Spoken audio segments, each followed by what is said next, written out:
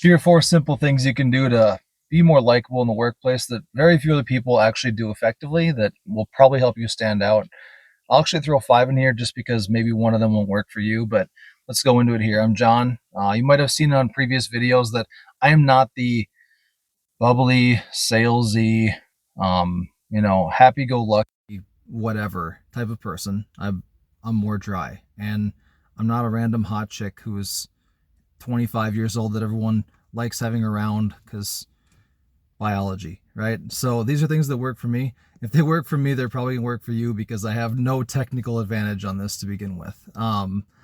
So number one, whenever you have anything that is going on, this is more of an email thing, but you can do it with other project stuff too, is when someone helps you out with something, call them out and say, thank you for doing this specific thing on a group email. Don't just email them directly one-on-one.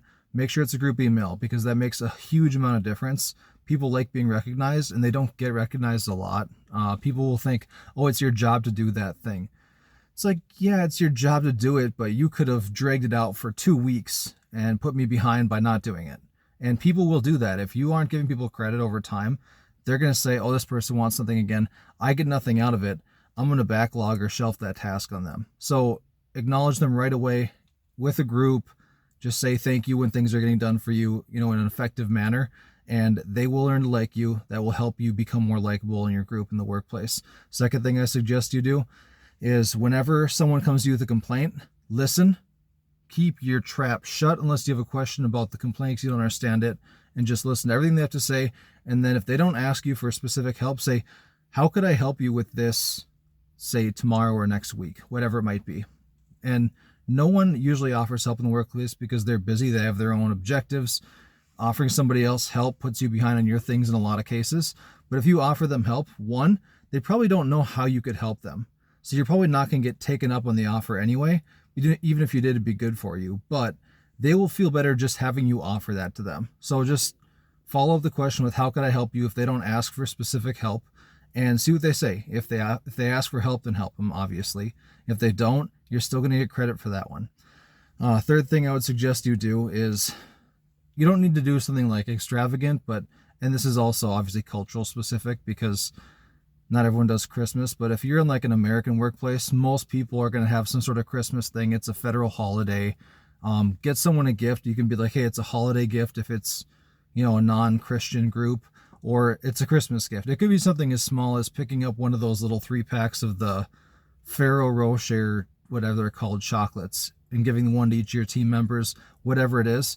Obviously, if you have a team that's like very gift giving and they do things like that already all the time, you're just going to be part of the group and it's kind of expected. But if it's not happening, that'll stick out immensely, be more likable. So that's the third thing you can do. Fourth thing I would suggest you do is when people come to you and they want to talk about something, even if it's not a complaint, even if it's not a request for help, you need to just listen to them. Okay, if they're going on for like a half hour and you're like, okay, man, I need to get back to this, kindly step out, say, hey, I need to get this thing done. Can we follow up later? But you have to hear from people when they're coming to you with information because they think it's valuable for some reason or they wouldn't be telling you. And if you dismiss them, or if you exit immediately, or if you get snarky about it and give them faces or whatever, suggesting you're not interested, that's going to hurt your likability. I used to do that all the time. I'd say, don't really have time to chat with you, right? Early in my career, I was like, hey, I want to get stuff done all the time. But people don't like that. People want to be heard. Again, keep your trap shut, zip it and listen to them. Ask questions if you have good questions, but don't interject and say, oh yeah, this happened to me too. If someone comes to you with information, they want you to hear their information. Wait for their cue to give feedback. That's also just a good thing to do in your general life. So that's the fourth thing I would suggest you do. And the fifth thing I would suggest people do in the workplace, just to be more likable, be more friendly, is don't dwell on negative crap. So if someone comes to you and complains about their day, don't respond in kind with, oh, my day sucked too. You don't want to be the person that's like feeding off of their unhappiness. People don't like being unhappy. It's cheap bonding to go and say, oh yeah, I had a bad day too, work sucks. But that doesn't help them. It makes them more unhappy. They're going to come to you more often, over and over and over. So if you're positive when they're negative, they're going to like you because they're like, oh my God, this person doesn't make me feel worse.